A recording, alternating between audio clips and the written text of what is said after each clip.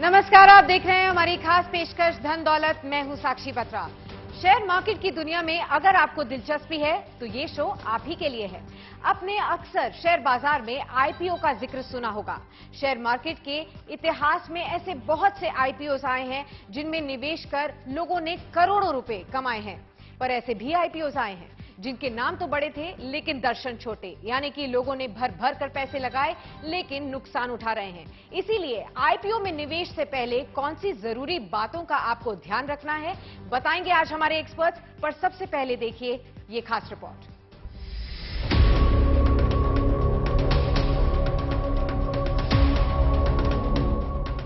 Share बाजार एक ऐसा प्लेटफॉर्म जहां जितनी तेजी से मुनाफा होता है उतनी ही तेजी से आपको पैसों का नुकसान भी झेलना पड़ सकता है। यही वजह है कि शेयर मार्केट को काफी रिस्की माना जाता है। बावजूद इसके शेयर बाजार की चमक दिन दूनी रात चौगुनी रफ्तार से बढ़ती जा रही है। मौजूदा वक्त में भारत में 10 करोड़ 40 लाख से ज्यादा डीमैट अकाउंट हैं, जो शेयर बाजार में लोगों की बढ़ती दिलचस्पी को दिखाता है। आज बड़े पैमाने पर लोग अच्छी इन्वेस्टमेंट स्ट्रेटजी अपनाकर अच्छी कमाई कर रहे हैं। आजकल आईपीओ के जरिए निवेश को लेकर लोगों का क्रेज बढ़ा है। आपने भी स्टॉक मार्केट की दुनिया में आईपीओ का जिक्र जरूर सुना होगा। आईपीओ का मतलब है इनिशियल पब्लिक ऑफरिंग। अगर आप शेयर बाजार में नए निवेशक हैं और आईपीओ के जरिए शेयर मार्केट में पैसा लगाना चाहते हैं तो आपको ये समझना होगा कि आखिर क्या होता है आईपीओ और इसमें निवेश करने का तरीका क्या है। कंपनियां अपने आईपीओ को समय समय पर लॉन्च करती हैं और लोग उसमें अपना पैसा लगाते हैं। जब कोई कंपनी पहली बार पब्लिक को अपने शेयर ऑफर करती है तो इसे आईपीओ कहा जाता है। आईपीओ के जरिए एक कंपनी स्टॉक मार्केट में शेयर के बदले लोगों से फंड इकट्ठा करती है। आईपीओ में जो शेयर अलॉट होते हैं वो बीएसई या एनएसई जैसे स्टॉक एक्सचेंज पर लिस्ट होते हैं, जहां लोग इन शेयरों को आराम से खरीद बिक्री कर सकते हैं। कोई कंपनी अगर आईपीओ लाने का फैसला करती है तो उसे मार्केट रेगुलेटर सेबी के नियमों का पालन करना होता है। सेबी से आईपीओ लाने की मंजूरी मिलने के बाद कंपनी अपने अपने शेयरों के लिए बोलियां मंगवाती है। इसमें अलग अलग तरह के निवेशकों जैसे कि रिटेल, इंस्टीट्यूशनल के लिए अलग अलग शेयर रिजर्व रखे जाते हैं। आप भी अगर स्टॉक मार्केट की दुनिया में कदम रखने वाले हैं तो सबसे पहले आप शेयर बाजार को लेकर स्टडी कर लें और कुछ बेसिक बातों को अच्छी तरह से जान लें और उसके बाद बाजार में कदम रखें। Bureau report, good news today. Covid काल से पहले देश में करीब 4 करोड़ डीमैट अकाउंट्स थे, जो अब 10 करोड़ का आंकड़ा पार कर चुके हैं। ये शेयर बाजार पर निवेशकों का भरोसा दिखाता है। शेयर बाजार में ट्रेडिंग और निवेश के लिए डीमैट खाता अनिवार्य है। इसमें आपके सभी शेयर्स को डिजिटल रूप में रखा जाता है और डीमैट अकाउंट के जरिए ही आप आईपीओ में भी निवेश कर सकते हैं। आईपीओ में निवेश करने से पहले आपको कुछ जरूरी बातों का ख्याल रखना होगा, जैसे कि एक रिटेल इन्वेस्टर एक बार में 2 लाख रुपए तक का ही निवेश आईपीओ में कर सकता है। आईपीओ में निवेश करने के लिए अब आप कोई चेक या फिर कैश पेमेंट नहीं कर सकते। आपके डीमैट अकाउंट को एक बैंक खाते से लिंक किया जाता है। इसी खाते से आपके आईपीओ के सारे लेन देन होते हैं। जब तक आपको शेयर अलॉट नहीं होता तब तक आपके खाते में जितनी रकम उसके लिए इस्तेमाल हो रही है उसे ब्लॉक कर दिया जाता है। हर आईपीओ के लिए कंपनी शेयर का एक इशू प्राइस और साथ ही साथ लॉट भी तय करती है। अब अगर आपने आईपीओ में निवेश कर दिया है तो शेयर का अलॉटमेंट आईपीओ बंद होने के बाद ही होता है। आईपीओ बंद होने के बाद सभी बिड्स का असेसमेंट किया जाता है और अगर कोई बिड अवैध होती है तो फिर आपको शेयर अलॉट नहीं होते। और अब स्वागत करते हैं आज के हमारे पहले मेहमान का, विवेक मशरानी, फाउंडर टेक्नो फंडा इन्वेस्टिंग, अब हमारे साथ जुड़ चुके हैं। विवेक जी, बहुत बहुत स्वागत है आपका धन दौलत के इस खास शो पर। सबसे पहले बेसिक से अगर हम शुरुआत करें, आईपीओ की बातचीत चल रही है, तो आईपीओ होता क्या है, कौन सी कंपनियां ये आईपीओ लेकर आती हैं और बाजार में किस किस तरह के आईपीओ होते हैं, पहले ये समझाइए। तो जो भी कंपनी प्राइवेट कंपनीज है जो लिस्टेड नहीं है, बेसिकली उनके पास काफी सारे शेयर होल्डर्स होते हैं, लिमिटेड कंपनी होती है, बट उनको और ज्यादा पब्लिक के पास पहुंचना है और उनको फंड रेज करना है, वैसी कंपनीज बेसिकली आईपीओ के लिए जाती है। अब होता यह है कि कुछ परसेंटेज जो शेयर्स होते हैं वो कंपनी निकालती है सेल करने के लिए पब्लिक को। उसमें 2 तरीके के सेल होते हैं एक्चुअली। कोई एग्जिस्टिंग इन्वेस्टर है उसको ऑफलोड करना है, वो इशू करते हैं शेयर, जिसको ओएफएस कहा जाता है, ऑफर फॉर सेल, कि वो शेयर्स किसी और के पास पड़े थे और वो सेल करने के लिए निकल रहे हैं, और दूसरा जो है जिसमें प्रमोटर या फिर कंपनी खुद नए शेयर्स इशू करती है, that is more for growth purpose. तो ये दो टाइप के जनरली आईपीओ आते हैं जी। और पर्पस यही होता है, पैसे उठाने होते हैं और इन्वेस्टर को उनको भागीदार बनाना होता है शेयर्स डिस्ट्रीब्यूट करके। बिल्कुल विवेक जी, अक्सर हम आईपीओ के बारे में दो और टर्म्स सुनते हैं, मेन बोर्ड आईपीओ और एसएमई आईपीओ। अब इन दोनों में क्या फर्क होता है और इनमें से कहां पर निवेश करना सही रहता है? बेसिकली जो मेन बोर्ड आईपीओ है उसमें लिक्विडिटी ज्यादा रहती है। These are some of the established company जहां पे बड़ी कंपनीज जनरली आती है और उनको अप्रूवल मिलता है। SME is like small and medium enterprises, जहां पे छोटी कंपनीज जो होती है वो लिस्ट करने की ट्राई करती है, जिसको मेन बोर्ड जो है बीएसई और एनएसई का उस पे परमिशन नहीं मिलती है या उनको उनकी साइज फिट नहीं होती है उसमें आने के लिए। तो रिस्क रिवॉर्ड वाइज देखा जाए तो रिस्क ज्यादा होता है जनरली एसएमई कंपनीज में, और रिवॉर्ड भी ज्यादा होता है क्योंकि काफी छोटी कंपनीज अगर ग्रोथ सही से हो गया, अगर सही से कंपनी फ्यूचर में इंप्रूव करती है अपने अर्निंग्स, तो आपको मुनाफा भी अच्छा मिल सकता है। बट अगर किसी इन्वेस्टर को ज्यादा समझ में नहीं आ रहा है, एनालिसिस नहीं कर पा रहे, ग्राउंड लेवल पे रिसर्च नहीं कर रहे, तो उनके लिए main board relatively safer option है, क्योंकि वहां पे लिक्विडिटी है, साइज ऑफ द लॉट कम रहता है, प्लस उनका डिस्क्लोजर भी हमेशा ज्यादा रहता है। एसएमई में काफी सारी छूट छाट दी जाती है कंपनीज को डिस्क्लोजर के मामलों में भी related to main board. So I think normal investor जो बहुत शार्प नहीं है और बहुत ग्राउंड वर्क नहीं कर पा रहे, उनके लिए definitely main board is a good option. ठीक है। अब अक्सर लोग आईपीओ में निवेश करने को एक अर्ली एंट्री पॉइंट मानते हैं या ऑप्शन मानते हैं, तो क्या स्टॉक मार्केट्स में निवेश अगर शुरुआत करनी हो तो क्या आईपीओ एक सही नजरिया है, एक सही तरीका है शुरुआत करने का?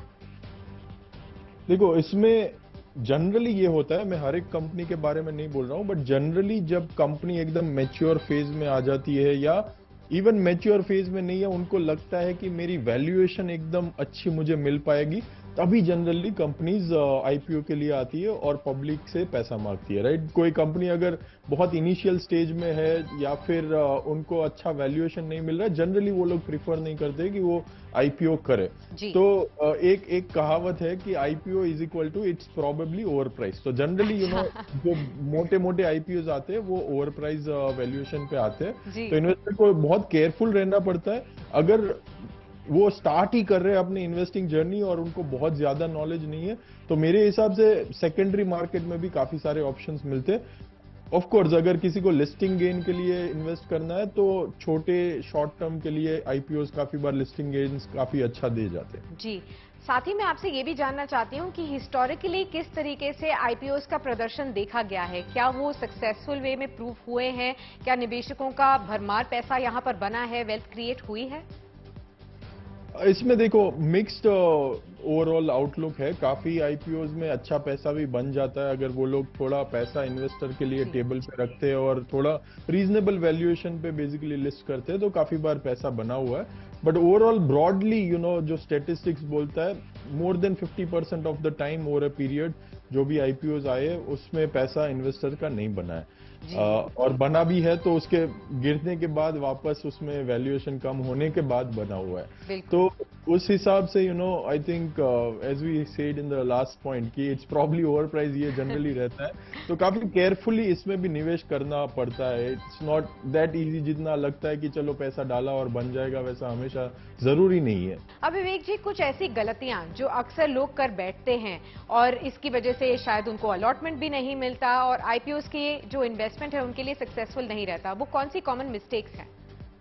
सबसे कॉमन मिस्टेक जो मैंने देखी है, इन्वेस्टर को लगता है कि चलो इसमें ओवर सब्सक्राइब हो गया है तो मुझे अगर मेरे चांसेस बढ़ाने तो मैं 2-3 डीमेट अकाउंट खुला लेता हूं। और वो क्या करते हैं कि एक ही पैन कार्ड से 2-3 जगह पे ब्रोकिंग अकाउंट खुला लेते हैं कि भाई आईसीआईसीआई डायरेक्ट में भी खोल दिया, जीरोधा में भी खोल दिया, एचडीएफसी सिक्योरिटी में भी खोल दिया, एक ही पैन कार्ड पे और तीनों में अप्लाई कर दिया। That is the most common reason, क्योंकि वो पैन कार्ड के साथ एप्लीकेशन लिंक होता है। एज सुन एज आपका एक पैन कार्ड से मल्टीपल एप्लीकेशन होती है, तुरंत वो रिजेक्ट हो जाता है। बिल्कुल। विवेक जी, आप बने रहिए हमारे साथ क्योंकि आगे जनता के भी ढेर सारे सवाल आपसे पूछेंगे। फिलहाल चलते हैं मेरे सहयोगी हर्ष वर्मा के पास जानने के लिए कि इस साल के टॉप आईपीओ परफॉर्मर्स जहां पर निवेशकों को बेहतरीन रिटर्न्स मिले हैं वो कौन से हैं। बताइए हर्ष। साल 2021 आईपीओ के लिहाज से बेहद शानदार रहा, लेकिन अगर इस साल की बात की जाए तो यहां पर काफी ज्यादा मायूसी हाथ लगी है। इस साल 2022 में करीब 35 आईपीओ ने शेयर बाजार में दस्तक दी, लेकिन उनमें से कौन से आईपीओ थे जिन्होंने निवेशकों को मालामाल किया और कौन से आईपीओ थे जिन्होंने निवेशकों को बेहाल किया, हम आपको इसके ऊपर पूरी जानकारी देंगे और आपको बताएंगे ऐसे 5 आईपीओ जिन्होंने निवेशकों को जबरदस्त रिटर्न दिया और 5 ऐसे आईपीओ जिन्होंने निवेशकों को मायूस किया। चलिए शुरुआत करते हैं। देखिए, हमने यहाँ पे 5 ऐसे आईपीओ के नाम बताए हैं जिन्होंने निवेशकों को मालामाल किया। सबसे पहले बात करते हैं अडानी विल्मर की। देखिए, हमने यहाँ पे 4 हिस्सों में बांटा है। सबसे पहले इशू प्राइस, दूसरा सब्सक्रिप्शन कितना गुना सब्सक्राइब हुआ, मौजूदा वक्त में शेयर प्राइस कितना है, ये तारीख 13 दिसंबर के हिसाब से हमने आपको यहाँ पे जानकारी दे रहे हैं, और रिटर्न कितना इशू प्राइस के मुकाबले कितना रिटर्न दिया आईपीओ ने। सबसे पहले अडानी विल्मर की बात करते हैं। ये देखिए, इस साल जो है ये इस ग्रुप का 7वीं कंपनी थी जो शेयर बाजार में लिस्ट हुई थी। इशू प्राइस की बात की जाए तो 230 रुपए इशू प्राइस था। सब्सक्रिप्शन करीब 15.5 गुना ज्यादा सब्सक्राइब हुआ ये आईपीओ। शेयर प्राइस की बात की जाए मौजूदा वक्त में 13 दिसंबर तक इसका जो शेयर प्राइस थी वो 652 रुपए थी। और कितना निवेशकों को रिटर्न मिला, तो ये मिला 184% या 184%, यानी कि 230 रुपए का जो इशू प्राइस था वहां से 84% का रिटर्न मिला है। चलिए अब आगे बढ़ते हैं, दूसरे की बात करते हैं। दूसरा कौन सा आईपीओ जिन्होंने निवेशकों को फायदा पहुंचाया, यह है हरिओम पाइप इंडस्ट्रीज। तो इसका इशू प्राइस कितना है, 153 रुपए। अब सब्सक्रिप्शन कितना सब्सक्राइब हुआ था, ये करीब 8 गुना। शेयर प्राइस 356 रुपए, 153 से 356 रुपए तक ये पहुंच चुका है। मैं आपको बताऊं, और रिटर्न कितना मिला निवेशकों को, करीब 133%। जी हाँ, एकदम मल्टी बैगर बनकर उभरा है ये। आपको मैं बताऊं, हरिओम इंडस्ट्रीज की बात की जाए, इस कंपनी के अगर बिजनेस मॉडल की बात की जाए तो मैं आपको बताऊं, इस कंपनी का बिजनेस मॉडल जो है आयरन और स्टील के जो प्रोडक्ट्स होते हैं वो मैन्युफैक्चर करती है। चलिए आगे बढ़ते हैं। तीसरा कौन सा आईपीओ है, तीसरा जो आईपीओ है वो है वीनस पाइप्स एंड ट्यूब्स। इसका इशू प्राइस 326 रुपए।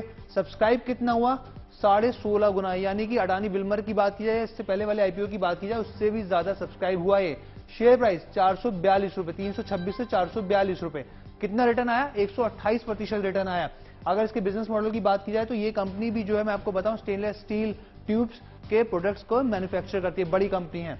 अब उसके बाद हम आगे बढ़ते हैं। अगली चौथी कौन सी कंपनी है, वेरांडा लर्निंग सॉल्यूशंस। ये जो बेसिकली कंपनी है, मैं आपको बताऊं, इसका इशू प्राइस 137 रुपए पर था और सब्सक्राइब कितना हुआ, करीब 4 गुना, करीब 3.5 गुना से हल्का सा ज्यादा। शेयर प्राइस 282 रुपए, 137 के इशू प्राइस से 282 रुपए, यानी कि रिटर्न कितना आया, 106% का रिटर्न, यानी निवेशकों को इस आईपीओ के जरिए काफी ज्यादा मुनाफा मिला है। अब आगे बढ़ते हैं। आखिरी, वेदांत फैशन। आपने मान्यवर का नाम सुना है, इन्हीं का ब्रांड है, रिटेल का इनका बेसिकली जो टेक्सटाइल का जो बिजनेस है वो इन्हीं का है। अब इशू प्राइस की बात की जाए, 866 रुपीज का इशू प्राइस। सब्सक्राइब कितना हुआ, लगभग 2.5 गुना सब्सक्राइब हुआ। मौजूदा वक्त में शेयर प्राइस की कीमत कितनी, 1354 रुपए। और रिटर्न निवेशकों को कितना रिटर्न मिला है, करीब 50% से ज्यादा, यानी 56% का रिटर्न मिला है। शुक्रिया हर्ष, और अब स्वागत करते हैं एक और खास मेहमान का। मोहित गुलाटी अब हमारे साथ जुड़ चुके हैं, सीआईओ हैं और मैनेजिंग पार्टनर हैं आईटीआई ग्रोथ अपॉर्चुनिटीज के। बहुत बहुत स्वागत है मोहित आपका इस खास शो पर। सबसे पहले तो हम आईपीओस के बारे में बात कर रहे हैं, तो उसी पर सवाल ये है कि आजकल टीवी, न्यूज़पेपर, इंटरनेट, हर जगह पर आईपीओ के विज्ञापन निकलते हैं। हर साल देखा जाए तो कुछ 50 से 100 आईपीओस बाजार में आते हैं। अब इनमें से कौन सा आईपीओ आपके लिए सही है या नहीं, निवेश कहां पर करना चाहिए, ये कैसे पता चलता है? पहले हम एडवर्टाइजिंग वाली बात करते हैं। आप आईपीओ की एडवर्टाइजिंग छोड़ दीजिए, कोई भी ब्रांड की अगर आप एडवर्टाइजिंग देखेंगे तो आप बड़े बड़े बोर्ड्स पर बड़े बड़े ब्रांड्स अपनी एडवर्टाइजिंग करते हैं, बट आप जागरूक हैं एज अ इन्वेस्टर और एज अ कंज्यूमर, और आप वही ब्रांड्स कंज्यूम करते हैं जो आप करना चाहते हैं। ये बात सही नहीं है कि ब्रांड्स का तो काम है कि अपने आप को बोर्ड पर दिखाएं और आपसे बात करें, बट आप उतने सेंसिबल होने चाहिए कि आपने कौन सा ब्रांड कब कंज्यूम करना है। तो उसी तरह से आईपीओ मार्केट में भी अगर आप एड्स देख रहे हैं कंपनीज के, इसका यह मतलब नहीं कि आपने उसमें इन्वेस्ट करना जरूरी है। मेरे हिसाब से 4 या 5 मल्टीपल जो मैं देखता हूं आईपीओ इन्वेस्टमेंट से पहले, पर्सनली जब मैं इन्वेस्ट कर रहा हूं आईपीओ में, पहली बात है कि कंपनी का ग्रोथ रेट क्या है। अगर आप पिछले 2, 3, 4 साल के उनका परफॉर्मेंस देखेंगे तो उसमें आपको पता चलेगा कि उनका जो रेवेन्यू है कितने % से ग्रो हो रहा है ईयर ऑन ईयर। तो उससे आपको एक अंदाजा आता है कि ये कंपनी एक ग्रोइंग कंपनी है या एक प्लेटोड कंपनी है या एक फॉलिंग रेवेन्यू कंपनी है। उसके बाद अपने आप जब आप रेवेन्यू ग्रोथ रेट अगर देखेंगे तो अपने आप EBITDA level, which is earnings before interest, tax, depreciation, amortisation, या मार्जिन्स देखें आप, या अगर उनका प्रॉफिटेबिलिटी देखें उसमें क्या ग्रोथ रेट है, तो ये ग्रोथ रेट को आप अगर देखेंगे, अगर कोई कंपनी 5 या 10% ग्रो कर रही है हर साल, तो ये ठीक है, बुरा नहीं है, पर इसके हिसाब से देन आईपीओ की प्राइसिंग भी अग्रेसिव होनी चाहिए कि there should be a little left on the table for the investor. पर अगर कंपनी की ग्रोथ रेट बहुत ज़्यादा है और प्राइसिंग भी बहुत ज़्यादा है, जिस तरह से पेटीएम का आईपीओ जब हुआ था, तब शायद इन्वेस्टर्स को लगा कि ठीक है, ये एक अच्छा आईपीओ है क्योंकि कंपनी ग्रो कर रही है, डिजिटल वर्ल्ड में है। पर उस हिसाब से जब अगले 2-3 क्वार्टर के नंबर्स आए तो शायद वो ग्रोथ रेट दिखा नहीं पाए, इसलिए आपने स्टॉक में करेक्शन देखा। तो ये सारी चीज़ें आपने ध्यान रखनी है। एडवर्टाइजिंग बोर्ड्स पर मत जाइए, खुद थोड़ा सा पढ़िए, थोड़ा सा रिसर्च करिए। 4-5 की पैरामीटर्स होते हैं कोई भी स्टॉक को देखने के, वो 4-5 की पैरामीटर्स आप सीखिए, समझिए। एक बार आपने वो समझ लिया तो it goes a long way, not just an IPO. अगर आप इक्विटी इन्वेस्टमेंट भी कर रहे हैं, आप अपने खुद का एक थीसिस बनाइए, उसके हिसाब से इन्वेस्ट करिए and stay invested long term. ये मत देखिए कि मैं चट मंगनी पट ब्याह वाला काम करूंगा, जहां पे मैंने आईपीओ में इन्वेस्ट कर दिया, फिर जिस दिन लिस्टिंग होगी उसमें से निकाल दूंगा। ऐसा पैसा कभी अगर आप साल के 360 दिन के बाद अपना पीएनएल देखेंगे, which is profit and loss statement, तो आपको पता चलेगा कि घर से पैसा गया ही है, आपने पैसा बनाया नहीं है। The only sustainable way of making money in the equity markets is by staying invested long term. तो आपने अच्छे स्टॉक्स में इन्वेस्ट करना है और उनको होल्ड करना है, चाहे भले मार्केट ऊपर जाए या नीचे जाए, आप होल्ड करते रहिए। आप एक 10 साल के पीरियड में हंसते खेलते 12 से 18% का रिटर्न बनाएंगे, एटलीस्ट इंडियन मार्केट्स में। मोहित, क्या ऐसे भी कुछ सेक्टर्स हैं जिनमें अगर कोई आईपीओ आता है तो उसमें निवेश करना सेफ रहता है और फायदेमंद भी रहता है? तो आईपीओ का अर्थ होता है इनिशियल पब्लिक ऑफरिंग। ये पहली बार एक कंपनी जब स्टॉक मार्केट में अपने शेयर्स को लिस्ट करने आती है, उसको एक आईपीओ इशू कहा जाता है। वॉरेन बफे जो दुनिया के सबसे ज़्यादा जाने माने इन्वेस्टर हैं, उन्होंने एक बहुत फेमस कहावत कही है कि an IPO is a great time for companies to exit, not necessary for you as an investor to invest. इसका हिंदी में अनुवाद यह है कि कंपनी के लिए शायद आईपीओ करना उनके हित में है, पर आपके लिए एज ए इन्वेस्टर वो आपके हित में है या नहीं, वो आपको ऑफर डॉक्यूमेंट पढ़ के ही समझेगा। तो इट्स इंपॉर्टेंट कि आप ये समझें कि आईपीओ इन्वेस्टिंग या कोई भी कंपनी में आप जब इन्वेस्ट करते हैं तो क्या फंडामेंटल्स आप देख रहे हैं। ये सट्टा नहीं है। स्टॉक मार्केट बहुत लोग समझते हैं कि कोई सट्टा है, कोई जुआ है, जिसमें अगर मैंने खबर सुन ली कि किसी ने कहा कि ये स्टॉक पे आप अप्लाई कर लीजिए या ये आईपीओ पे अप्लाई कर लीजिए तो आपका पैसा दुगना हो जाएगा।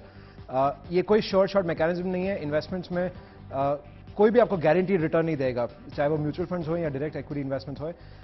इसलिए आईपीओज में जब आप इन्वेस्ट कर रहे हैं, प्लीज़ ऑफर डॉक्यूमेंट पढ़िए, ठीक से देखिए कि कंपनी क्या करती है। आप अपना खुद का अंदाज़ा लगाइए कि आपको वो अगर इंडस्ट्री समझ में आती है, उसमें कोई ग्रोथ दिख रहा है, और उस हिसाब से कंपनी के क्या अर्निंग मल्टीपल्स हैं और वो क्या प्राइस पे अपने आप को लिस्ट कर रही हैं। लोगों को हमेशा लगता है कि अगर आईपीओ का प्राइस अगर से 1000 रुपये से ज़्यादा रहा तो बहुत महंगा आईपीओ है। The stock price doesn't determine कि आपका आईपीओ महंगा है कि नहीं। व्हाट मैटर्स इज, अभी जैसे बहुत सारी कंपनीज हैं जो 5 या 6 रुपए की भी होंगी, इसका ये मतलब नहीं कि कंपनी सस्ती हैं, बस उनका इक्विटी बेस ज़्यादा है। तो आपको ये समझना जरूरी है कि जो आईपीओ की प्राइसिंग आई है उसकी क्या मल्टीपल है मार्केट में, एंड उस हिसाब से उस कंपनी की क्या ग्रोथ पोटेंशियल है। आप टिपिकली प्राइस टू अर्निंग एक मल्टीपल है जो आप देखेंगे। आप हायर पीई रेशियो तभी देंगे जब कंपनी का ग्रोथ रेट बहुत हाई हो, और अगर एक मीडियम 10 से 15-20% ग्रोथ कंपनी है तो उसको आप बहुत हाई पीई नहीं देंगे, आप उसको एक स्टैंडर्ड पीई देंगे। तो ये मेरा मानना है कि आई थिंक बहुत सारे नए इन्वेस्टर्स ज़्यादा पढ़ते नहीं हैं, ज़्यादा समझते नहीं हैं आईपीओ के मार्केट के बारे में, और इन्वेस्ट कर लेते हैं, फिर उसमें पैसा गंवा देते हैं। 2020-21-22 में काफ़ी सारे आईपीओज हुए हैं जहाँ पे इन्वेस्टर्स का एक्चुअली वेल्थ जनरेशन नहीं इतना हुआ बल्कि वेल्थ डिस्ट्रक्शन हुआ। सो इट्स इंपॉर्टेंट कि आप ऑफर डॉक्यूमेंट पढ़ें और समझें कि आप क्या चीज़ में इन्वेस्ट कर रहे हैं। तो आखिर में मोहित ये बताइए कि आईपीओ में एप्लीकेशन रिजेक्ट ना हो, इसके लिए इन्वेस्टर्स को किन बातों का ध्यान में रखना चाहिए? अनफॉर्चुनेटली अभी आईपीओ एक लॉटरी जैसा बन गया है कि आप लॉटरी की टिकट खरीद रहे हैं और आप चाहते हैं कि आप लॉटरी कभी ना कभी जीतें। पर उसी तरह से आई थिंक पोस्ट आईपीओ बहुत सारे, मैं हमेशा लोगों को कहता हूं कि शायद आईपीओ में ना इन्वेस्ट करिए। अगर आपको कोई कंपनी अच्छी लगती है, कोई सेक्टर अच्छा लगता है, तो आप पोस्ट आईपीओ भी इन्वेस्ट कर सकते हैं। जब लॉक इन पीरियड खत्म हो जाता है, जब लार्जर इन्वेस्टर्स अपने इधर एग्जिट कर रहे हैं या और इन्वेस्ट कर रहे हैं, उस समय पे आप खरीद सकते हैं। अभी let's take the example of DMart. DMart का आईपीओ हुआ था, मेरे if memory serves me right, I think 300 रुपए के आसपास हुआ था आईपीओ, 299 रुपीज़। स्टॉक खुला था 600 पे। आज वो स्टॉक है 4,500 रुपए। तो अगर आपने 600 पे भी खरीदा पोस्ट आईपीओ, जिस दिन खुला स्टॉक, तो भी आपने अपना 7-8 गुना पैसा बनाया। तो ये नेसेसरी नहीं कि आपने आईपीओ वाले दिन पे ही एलोकेशन पानी जरूरी है। अगर कोई आपको लगता है कि हाई ग्रोथ कंपनी है, बहुत अच्छा करेगी अगले 4, 5, 10 साल में, तो पोस्ट आईपीओ भी सिलेक्टिवली आप मार्केट को देखिए। पहले दिन पे खरीदने की जरूरत नहीं है, 2-3 दिन रुक जाइए, थोड़ा स्टॉक को कूल ऑफ होने दीजिए और तब आप खरीद सकते हैं। तो ये लेफ्ट आउट फीलिंग की कोई जरूरत नहीं है, क्योंकि मार्केट में भाव भगवान है, हर एक की अपनी अपनी इंटेलिजेंस है एंड इनफ है स्क्रीन पर सबके लिए, अगर वो खरीदना चाहें तो। आई थिंक लिक्विडिटी बहुत है even in the post IPO phase. तो वो डिसहार्टेंड फीलिंग नहीं होनी चाहिए, लेफ्ट आउट फीलिंग नहीं होनी चाहिए। आई थिंक अगर आपको कन्विक्शन है अपने आइडिया पे, अपने बेट पे कि ये कंपनी जिसमें आपने आईपीओ में अप्लाई किया है, अगर आपको लगता है कि आपको उसमें जरूरत है इन्वेस्टमेंट की, तो पोस्ट आईपीओ भी देखना चाहिए आपने। बहुत बहुत शुक्रिया मोहित, हमारे साथ इस खास शो पर बने रहने के लिए और इन तमाम आईपीओ के सवालों का जवाब देने के लिए। और अब वक्त है जनता के सवालों को लेने का। विवेक जी हमारे साथ बने हुए हैं। विवेक जी, पहला सवाल जो हमारे पास आया है ये अंकित का सवाल है। ये दिल्ली से आपसे पूछ रहे हैं कि आईपीओ में बिड प्राइस क्या चुनना चाहिए। देखा जाए तो एक प्राइस बैंड होता है, तो इनमें से क्या प्राइस बिड डालना चाहिए, ये बताइए। तो ये बहुत ही बड़ा और सब्जेक्टिव टॉपिक है, बट बेसिकली आपको ये देखना है कि जितना ग्रोथ है, मतलब सपोज आप 3, 4, 5 साल तक 25% ग्रोथ उसमें कंपनी में देख रहे हैं, तो 25 से 30 पी पे आप इन्वेस्ट करिए। उससे ज्यादा थोड़ा ओवर वैल्यूड जोन में चला जाता है। अगर कंपनी बिल्कुल ही ग्रो नहीं कर रही है तो बहुत बड़ा कंसर्न है। तो ग्रोथ वर्सेस आप क्या वैल्यूएशन देखते हैं, वो जनरली आपको देखना चाहिए। और थंब रूल ये है, और आप इसमें काफी सारे एक्सेप्शंस है based on the business model of the company, but thumb rule ये है कि मोटा मोटा 4-5 साल तक जितना आप ग्रोथ परसेंटेज देख रहे हैं, उससे ज्यादा का पी आप मत दे वो कंपनी को, otherwise probably over price valuation पे आप उसको खरीद रहे हैं। ठीक है, अब अगला सवाल लेते हैं। कि नेहा का सवाल है, जयपुर से आया है। नेहा पूछ रही हैं आपसे कि आईपीओ के लिए बिड डालने का क्या कोई बेहतर समय भी होता है? पहले दिन डालें, आखिरी दिन डालें, या फिर कोई टाइम पीरियड में भी डालना चाहिए? नहीं, ऐसा कोई फर्क नहीं पड़ता। इनका प्रोसेस बहुत ट्रांसपेरेंट रहता है। आप ड्यूरेशन जो भी होता है उसमें कभी भी आप अप्लाई कर सकते हो, उसमें कोई इश्यू नहीं है। ठीक है, अगला सवाल है राहुल का, और ये सवाल कानपुर से है। ये पूछ रहे हैं आपसे कि आईपीओ में निवेश के लिए कौन से डॉक्यूमेंट्स चाहिए होते हैं? देखो, डॉक्यूमेंट्स में कुछ ज्यादा चाहिए नहीं होता है। आजकल बहुत स्मूथ हो गया है। ऑनलाइन सभी ब्रोकर्स आजकल आपको सुविधा देती है आईपीओ को अप्लाई करने की। तो एज फार एज आपके पास डीमेट अकाउंट और ट्रेडिंग अकाउंट है, आप अपने जस्ट ट्रेडिंग अकाउंट में लॉगिन कीजिए और उसमें आईपीओ सेक्शन में आप उसको एक tick mark and submit button होता है। और आजकल असबा फैसिलिटी भी हो गई है, यूपीआई से भी आप कर सकते हैं। तो बस आपका मनी ब्लॉक होता है और आप एक क्लिक में ही उसको सबमिट करके अप्लाई कर सकते हैं। तो बहुत टेंशन वाली बात नहीं है। पहले बहुत डॉक्यूमेंटेशन, ऑफलाइन प्रोसेस बहुत टीडियस रहता था, अभी एकदम स्मूथ हो गया है। ठीक है, एक आखिरी सवाल भी ले लेते हैं। ये आशीष का सवाल है नोएडा से। वो जानना चाहते हैं आपसे कि आईपीओ में निवेश करें या नहीं, इससे पहले जो ग्रे मार्केट ट्रेंड्स होते हैं, एंकर इन्वेस्टर ट्रेंड्स होते हैं या सब्सक्रिप्शन फिगर्स होते हैं, इनको जांचना कितना सही रहता है? देखो, काफी हद तक ये हेल्प करता है अगर ग्रे मार्केट प्रीमियम पॉजिटिव है और काफी सारे इंस्टीट्यूशन ने उसमें सब्सक्राइब किया है, काफी सारे अच्छे इंस्टीट्यूशन उसको बैक कर रहे हैं, तो generally as a thumb rule वो आईपीओ अच्छा सब्सक्राइब होता है और वो कंपनी भी जनरली अच्छी रहती है। हैविंग सेड दैट, उसमें भी एक्सेप्शन रहते हैं, बट ये एक अच्छा थंब रूल है जिससे आप एटलीस्ट खराब कंपनीज को अवॉइड कर सकते हैं। काफी बार अगर ग्रे मार्केट प्रीमियम 0 है या नेगेटिव है या उसका बहुत डिमांड नहीं है, तो मोस्ट ऑफ द टाइम्स ये देखा गया है कि वो कंपनी को अच्छा रिस्पॉन्स नहीं मिलता है और अच्छा लिस्टिंग गेन्स भी नहीं मिलता है। तो ये अच्छा थंब रूल है देखने के लिए। जी, बहुत बहुत शुक्रिया विवेक जी, हमारे साथ इस खास शो पर मौजूद रहने के लिए और इन तमाम सवालों के जवाब देने के लिए बहुत बहुत शुक्रिया। धन दौलत के इस खास शो को यहीं समेटते हैं, लेकिन अगले हफ्ते फिर मुलाकात होगी। एक नए मुद्दे को लेकर हम आपके सामने हाजिर होगी। लेकिन तब तक के लिए अगर आपके मन में धन दौलत, पर्सनल फाइनेंस को लेकर कोई भी सवाल है तो आप हमें लिख भेज सकते हैं धन.दौलत@gntv.com पर।